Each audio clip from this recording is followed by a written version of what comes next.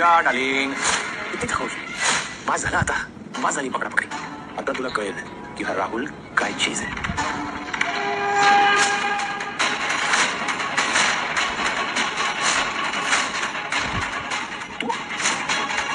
आता तरी तुझ्या काळ्या धंद्यांची स्वतःहून कबुली देणार आहेस का नाही काय कबूल करायचं नाही सांग काय केलं मी काय केलंय चांदेकरांच्या बिझनेसमध्ये इतकी वर्ष पैशांची अफरातफर करतोयस तू त्या गौरवपरांपेशी हात मिळवून आपल्याच कंपनीतले हिरे चोरलेस तुझ्यामुळे खोट्या हिऱ्यांचे दागिने सारडांकडे पाठवले गेले आणि तो आरोप चांदेकरावर झाला आणि म्हणून त्याला अटक झाली ते एवढं सगळं आठवते ना मला तो दिवस ना खरंच खूप कमाल दिवस होता माझ्या आयुष्यातला म्हणजे माझ्या डोळ्यांच्या समोर ग्रेट अद्वैत चांदेकरला पोलीस घेऊन जात होते आणि एवढं बरं वाटलं ना तुला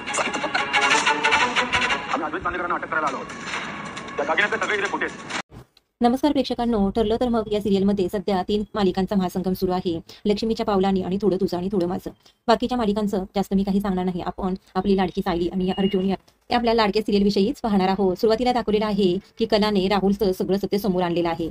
सुभेदारांच्या घरामध्ये देवीची पूजा आणि आरती चाललेली असते. ट्रस्टची लोक फंक्शनसाठी आलेली असतात. पूर्णाजी म्हणते आपल्या अन्नपूर्णा ट्रस्टला 50 वर्ष पूर्ण झाली आहेत. तुमच्या सगळ्यांच्या सहकार्यामुळे देवी आईचे आशीर्वाद आपल्या पाठीशी आहेतच.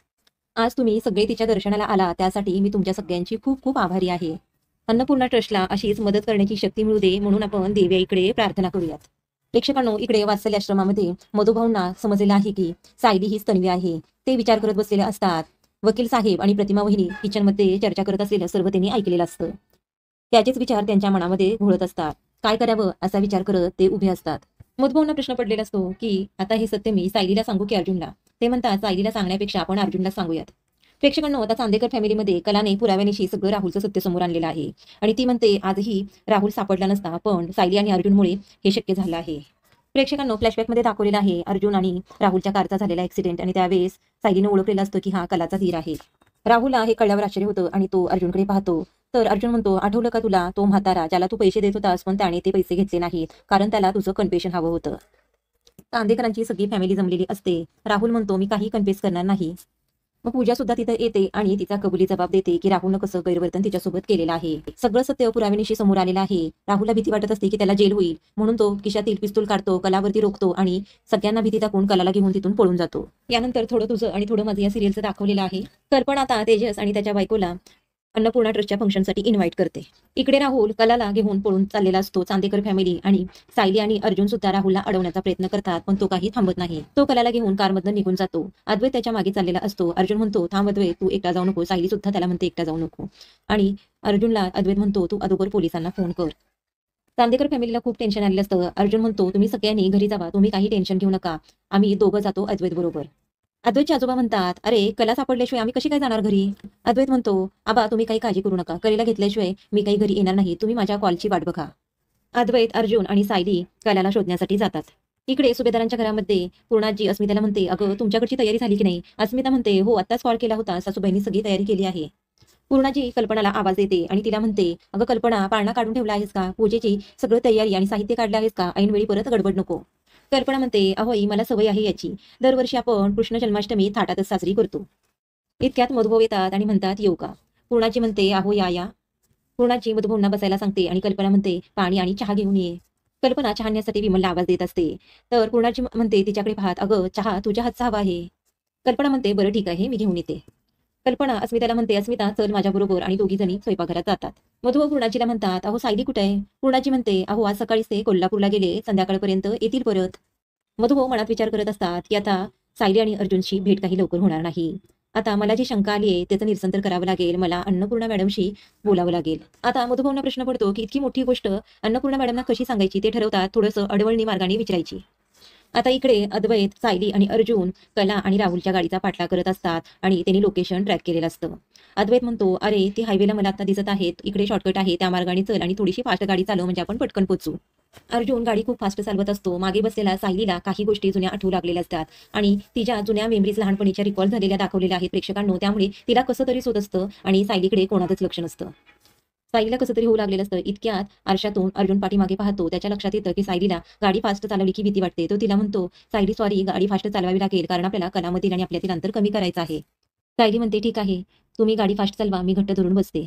अद्वैत पाहतो तर कलाची गाडी खूपच पुढे गेलेली असते. तो अर्जुनला म्हणतो, "अरे अर्जुन, तू गाडी फास्ट चालव." पाठीमागे बसलेल्या सायलीची मात्र खूपच वाईट अवस्था झालेली असते. इकडे सुभेदारांच्या घरामध्ये पूर्णाची मधुबन म्हणते, "अहो, सायलीने तुम्हाला कॉल केला असेलच ना? जन्माष्टमीला तुम्हाला यायचं आहे. अन्नपूर्णा ट्रस्टला आता 50 वर्ष पूर्ण झालेली आहे. अन्नपूर्णा ट्रस्टचा सुवर्ण महोत्सव आहे, त्यामुळे कार्यक्रम मोठा ठेवलेला आहे." मधुभाऊ म्हणतात, "अहो, त्या समारंभामध्ये माझं काय काम?" अन्नपूर्णाजी म्हणते, "अहो, असं कसं? तुम्ही तर कितीतरी अनाथ मुलांना सांभाळला आहे. तुम्ही तर खऱ्या यशोदा आहात. मग या जन्माष्टमीच्या कार्यक्रमामध्ये तुम्ही तर असायलाच हवे." मधुभाऊ म्हणतात, "अहो, हा तुमच्या मनाचा मोठेपणा आहे." एवढ्यात कल्पना आणि अस्मिता चहा घेऊन येतात. चहा पीत पीत मधुभाऊ म्हणतात, "अन्नपूर्णा मॅडम, तुमच्या ट्रस्टला 50 वर्ष पूर्ण होतात, ही खरंच अभिमानाची बाब आहे." काळ कसा भरपूर सरतो नाही, या मधल्या काळामध्ये तुमच्या घरामध्ये पण खूप घडामोडी घडल्या नाही. हे ऐकल्यावर सगळ्यांचे चेहरे थोडेसे बारीक होतात. मधुभाऊ म्हणतात, "बघा ना, तन्वी हरवली ही आणि ती सापडली सुद्धा. मला नेमकं सांगाल का, ती कशी हरवली? काही तारीख वगैरे?" इतक्यात पूर्णाची म्हणते, "तारीख आणि अचानक पाहुणे घरी येतात.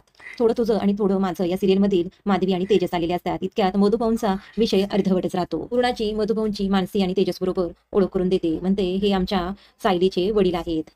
कल्पना म्हणते, "मानसी आणि तेजस, तुम्ही माझ्या आमंत्रणाला मान देऊन आलात, बरं वाटलं." तेजस म्हणतो, "असं काय करता काकू? एवढ्या प्रेमाने बोलवलं आणि मी येणार नाही असं होईल का?" इतक्यात पूर्णाजीच्या लक्षात येतं की मधुभाऊ आपल्याला काहीतरी विचारत होते. ती मधुभाऊंना म्हणते, "अहो, तुम्ही काहीतरी विचारत होता ना?" मधुभाऊ म्हणतात, "आपण त्या विषयावर नंतर कधीतरी बोलू द्या, आता राहू देत."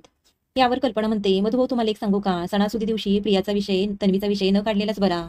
मधुभाऊ मनातल्या मनात म्हणतात, "तुम्ही तन्वीविषयी बोलत आहात आणि मी आपल्या सायलीविषयी बोलत आहे. पण मानसी आणि तेजस समोर हा विषय न काढलेलाच बरा."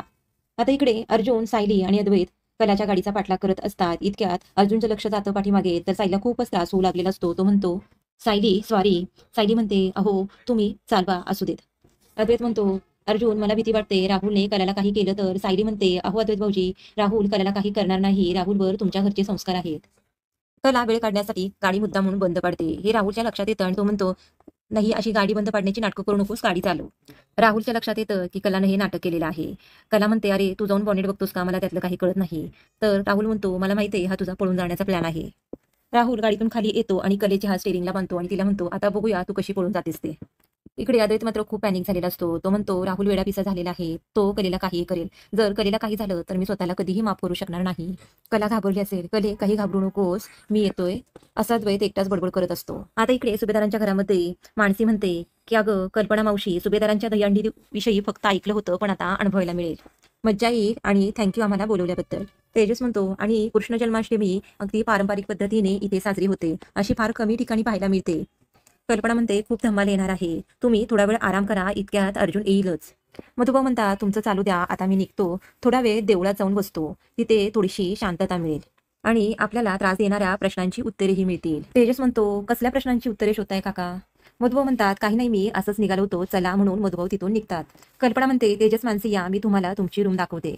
इकडे सायली, अर्जुन, अद्वैत कलेचा पाठलाग करत असतात. अद्वैत म्हणतो, "अरे अर्जुन, कलेचं लोकेशन आता खूपच जवळ दिसत आहे. त्यांनी हायवेवरून हिरणगावची एक्झिट घेतली आहे." सायली म्हणते, "म्हणजे त्यांना आपल्याला पटकन गाठता येईल." अर्जुन गाडी चालवताना म्हणतो, "गाडी लेफ्टला का खेचली जाते?" अद्वैत म्हणतो, "गाडी पंक्चर आहे का?" अर्जुन म्हणतो, "1 मिनिट." आणि ते गाडी साईडला घेतात, गाडी पंक्चर झालेली आहे की नाही ते पाहण्यासाठी. इकडे कला गाडीत बसून स्वतःचे बांधलेले हात सोडवण्याचा प्रयत्न करत असते. राहुल गाडीतून उतरून पाहत असतो की गाडी कशी काय बंद पडली ते. इतक्यात तिथे महिपत येतो. महिपत राहुलला म्हणतो, "अरे, तू इथं काय करतो रे? चल पुढे निघ ना." राहुल महिपतला म्हणतो, "अहो, तुम्ही इथे काय करताय आणि तुम्हाला कसं कळलं की मी इथे अडकलोय म्हणून?" महिपत म्हणतो, "मी तुझ्यासारखा काही बच्चा नाही. तू कोल्हापूरमध्ये काय काय फटाके फोडलेस. सायली आणि अर्जुन तुझा पाठलाग करतायत. तुम्ही निघाल्यापासून माझ्या माणसांचा तुझ्यावर वॉच आहे." राहुल म्हणतो, "बरं झालं तुम्ही इथे आलात ते. बघा ना, माझी गाडी बंद पडली, जरा मदत करा ना." कालाने मात्र स्वतःचे हात हळू सोडवून ती गाडीतून बाहेर येऊ लागलेली असते. इतक्यात महिपतला फोन येतो. तो फोन असतो गायत्रीचा. महिपत म्हणतो, "बोला गायत्रीबाई, आज कशी काय आठवण काढली?" गायत्री म्हणते, "पनवेलचंच काम होतं म्हणून तुमची आठवण आली." महिपत म्हणतो, "बोला बोला गायत्रीबाई." गायत्री म्हणते, "मानसी आणि तेजस पनवेलला आलेले आहेत. तिकडे माझी कुमुद मावशी राहते, पण काही झालं तरी कुमुद मावशी, तेजस आणि मानसी यांची भेट होऊन द्यायची नाही, त्यांना लांब ठेवायचं." महिपत म्हणतो, "एवढ्या चिरकुट कामासाठी तुम्ही मला फोन केलाय का?" "नाही नाही, तुमच्या डोक्यामध्ये काहीतरी वेगळा प्लॅन आहे." "कुमुद मावशी तुमची कोण?" यावर मानसी म्हणते, "ती मावशी आहे माझी, पण तिला माझा असा इतिहास माहित आहे ना, जो मानसी आणि तेजसला समजायला नको. जर त्यांना हा इतिहास कळाला, कुमुद मावशीनंच त्यांच्यासमोर तोंड उघडलं, तर इतक्या वर्षाची माझी मेहनत पाण्यात जाईल. एनिवे, सध्या एवढी माहिती पुरेशी आहे, करणार का?" महिपत म्हणतो, "करणार ना. एका म्हातारीला उचलायला माझ्या माणसांना किती टाइम लागणार आहे? तिला उचलल्यावर तुम्हाला कॉल करतो." गायत्री म्हणते, "मी येणारच आहे तिकडे, आपण तिकडे आल्यावर बोलूयात." आणि दोघं फोन ठेवतात. हे सगळं बोलणं कला ऐकत असते. तिला आश्चर्य होतं की मानसी आणि तेजस्वी वहिनी त्यांच्याविषयी काय प्लॅन करत आहे आणि ती म्हणते मी जर इथून गेले तर त्यांना काहीच करणार नाही. जर मला कला आणि मानसीला मदत करायची असेल तर मला राहुल बरोबर थांबावंच लागेल, असं म्हणून कला परत जाऊन गाडीत बसते. राहुल मैपतला म्हणतो गाडीला काही झालेलं नाहीये. मैपत म्हणतो अरे तिनं तुला उल्लू बनवलेला आहे, पळाली का काय बघ. राहुल म्हणतो पळणं शक्यच नाही कारण तिचे हात मी बांधून ठेवलेत. मैपत म्हणतो बरं एक काम कर, हिला आता मी सांगतो त्या ठिकाणी कोंडून ठेव आणि अर्जुनला बसू दे शोधत. वातावरण जरा थंड झालं की मग आपण हिला हलवूया दुसरीकडे. राहुल म्हणतो बरं ठीक आहे, तुम्ही मला लोकेशन पाठवून ठेवा. राहुल रागारागाने कलाकडे जातो आणि तिला म्हणतो काय ग काय झालं. कला म्हणते काही नाही. राहुल म्हणतो काय ग उगाच नाटकं करत होतीस ना, तुला वेळ काढायचा होता ना, पण त्याचा काही उपयोग झाला नाही. आता तुला अशा ठिकाणी पोहोचवणार आहे ना तिथनं तू सुटू शकणार नाहीस. चला आता नाटकं संपली ना, गाडी सुरू करा. प्रेक्षकांनो आता मधुभाऊ मंदिरामध्ये आलेले आहेत आणि ते मंदिराच्या पायऱ्या चढत असताना त्यांना जेव्हा सायली त्यांना पहिल्यांदा त्या मंदिरामध्ये सापडलेली असते तो दिवस आठवतो आणि मधुभाऊ मनातल्या मनात म्हणतात हेच ते मंदिर ज्या ठिकाणी मला पहिल्यांदा माझी सावू भेटली होती. ती ते घाबरून रडत बसली होती. मधुभाऊंना ज्यावेळेस सायली सापडलेली असते त्या दिवसाच्या सगळ्या आठवणी आठवत असतात आणि ते खूपच इमोशनल झालेले असतात. इकडे अद्वैतला खूपच काळजी वाटत असते. तो अर्जुनला म्हणतो अरे अर्जुन आता कलेचं लोकेशन दाखवत नाहीये. तर अर्जुन म्हणतो अरे नेटवर्क केलं असेल परत सुरू होईल. अद्वैत म्हणतो अरे राहुलने काही कलेला केलं तर. सायली म्हणते तो काही करणार नाही, तिच्यावर तुमचे संस्कार आहेत. अद्वैत म्हणतो राहुलवर माझा अजिबात विश्वास नाही, तो कलेला काही करू शकतो. अर्जुन म्हणतो तू शांत हो आणि लोकेशन सुरू झालं की मला सांग. शेवटचं लोकेशन ज्या ठिकाणी दाखवत असतं त्या ठिकाणी ती येऊन थांबतात आणि कलेला शोधतात. इतक्यात अद्वैतला गाडीजवळ कलेचा फोन सापडतो. अर्जुनला तो दाखवतो. अर्जुन म्हणतो कलेचा फोन इथे सापडलेला आहे, याचाच अर्थ राहुलने तिला इथेच कुठेतरी लपवलं असेल. खूप वेळ शोधतात पण कला काही त्यांना सापडत नाही. अद्वैत म्हणतो मला तर आता राहुलचा जीव घ्यावासा वाटत आहे. अर्जुन म्हणतो अरे फोन इथे सापडला आहे याचाच अर्थ इथेच जवळ कुठेतरी ते असतील. सायली म्हणते पण आपण त्यांना शोधणार कसं. सायली अद्वैत खूप अस्वस्थ झालेला बघून त्याला म्हणते अद्वैत भाऊजी तुम्ही शांत व्हा, अशी एक जागा आहे जिथून आपल्याला मदत मिळेल. सायली मंदिराकडे बोट करत म्हणते आपण देवाला साकडे घालूया आणि देव आपल्याला मदत करेल. अद्वैत म्हणतो चला कलेसाठी मी काही करायला तयार आहे. मधुभाऊ देवळामध्ये आलेले असतात आणि तेथील पुजाऱ्यांना विचारतात 22-23 वर्षापूर्वी इथे जे पुजारी होते ते कुठे आहेत. पुजारी म्हणतात अहो ते माझे आजोबा होते, ते 5 वर्षापूर्वीच वारलेत. आता मधुभाऊ म्हणतात मला आलेली शंका खरी आहे की खोटे हे कसं ठरवू मी. सायली अद्वैत आणि अर्जुन आता मंदिरात आलेले असतात. इतक्यात सायलीला मधुभाऊ पायऱ्यांमध्ये बसलेले दिसतात. पटकन सायली मधुभाऊंजवळ जाते. त्यांना म्हणते मधुभाऊ तुम्ही इथे कसे. मधुभाऊ म्हणतात अगं बाळा मी तुझाच विचार करत होतो, बरं झालं तू इथे भेटलीस, पण तुम्ही तिघे जण इथे कसे काय आलात. सायली आणि अर्जुन झालेला सगळा किस्सा मधुभाऊंना सांगतात. अर्जुन म्हणतो अहो मधुभाऊ तिचंच लोकेशन शोधत शोधत आम्ही इथपर्यंत पोहोचलो आहे. मधुभाऊ मनातल्या मनात विचार करतात अशा परिस्थितीत मी सायलीशी कसं बोलणार. आता ती मुलगी सापडल्यानंतरच तिची मनस्थिती बघून मी एक दिवशी तिच्याशी बोलतो. अर्जुन अद्वैतची समजूत काढत म्हणतो अरे तू शांत हो, तू इतका निगेटिव्ह विचार करू नकोस. अद्वैत म्हणतो अरे अशा परिस्थितीत मी कसा पॉझिटिव्ह विचार करू. बघितलंच ना तो कलेला कसा घेऊन गेलेला आहे. त्याच्या लक्षात आलं कलेला काही उपयोगाची नाही तर तो तिला मारून टाकेल. सायली म्हणते असं काही तुम्ही बोलू नका. अद्वैत म्हणतो अहो त्याने असं काय केलं तर मी काय करू आणि तो खूप रडतो.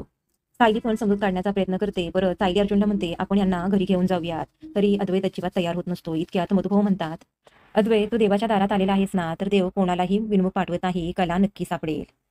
सायली म्हणते मधुभाऊ चला. तर मधुभाऊ म्हणतात नको मी थोडा वेळ इथेच थांबतो, तुम्ही सगळेजण जा. तिघेही घरी येतात. सायली अर्जुन पाहते तर घरी मानसी आणि तेजस बसलेले असतात. ती विचारते तुम्ही इथे. तर मानसी म्हणते अगं तुझ्या सासूबाईंनी आमंत्रण दिलं होतं. तेजस म्हणतो आमचं पनवेलमध्ये काम आहे, त्यासाठी आम्हाला अर्जुनची मदत लागणार आहे. अर्जुन म्हणतो शुअर. कल्पना म्हणते अरे अद्वैत तू कोल्हापूरवरून यांच्यासोबत येणार आहेस हे सांगितलं नव्हतं. अर्जुन म्हणतो अगं अद्वैतची तब्येत बरी नाही, अगं त्याला थोडासा आराम करू दे. कल्पना म्हणते अरे काय झालं तुला.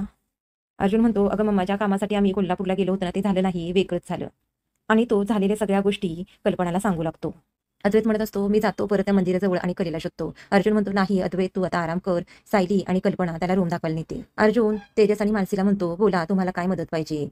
कुमुद मावशी म्हणजे गायत्री वहिनीची मावशी. आम्हाला आत्ताच कळलेलं आहे की ती गायत्री वहिनीची मावशी आहे. आम्हाला आतापर्यंत असं वाटत होतं की गायत्री वहिनी अनाथ आहे असं मानसी सांगते. ती म्हणते की गायत्री वहिनींच्या भूतकाळाविषयी आम्हाला माहिती पाहिजे, पण अशा अनोळखी शहरामध्ये आम्ही तिला कसं शोधणार, यासाठी आम्हाला तुझी मदत हवी आहे. पण प्रॉब्लेम असा आहे त्या आता नेमक्या राहतात कुठे हे आम्हाला माहित नाही. छायाताईने थोड्याशा खुणा सांगितल्या आहेत पण त्यावरून आम्ही त्यांना शोधणार कसं. तेजस म्हणतो पनवेलमध्ये एवढ्या मोठ्या ठिकाणी आम्ही कसं शोधणार तिला. तर तू मदत केलीस तर गायत्रीचा भूतकाळ समोर येईल, यासाठी प्लीज तू आम्हाला मदत कर. अर्जुन म्हणतो कुमुद मावशी पनवेलमध्ये कुठेही असते, तिथून आपण त्यांना शोधून काढू नक्कीच. प्रेक्षकांनो आजचा भाग इथे संपलेला आहे. भेटूया उद्याच्या भागामध्ये. धन्यवाद.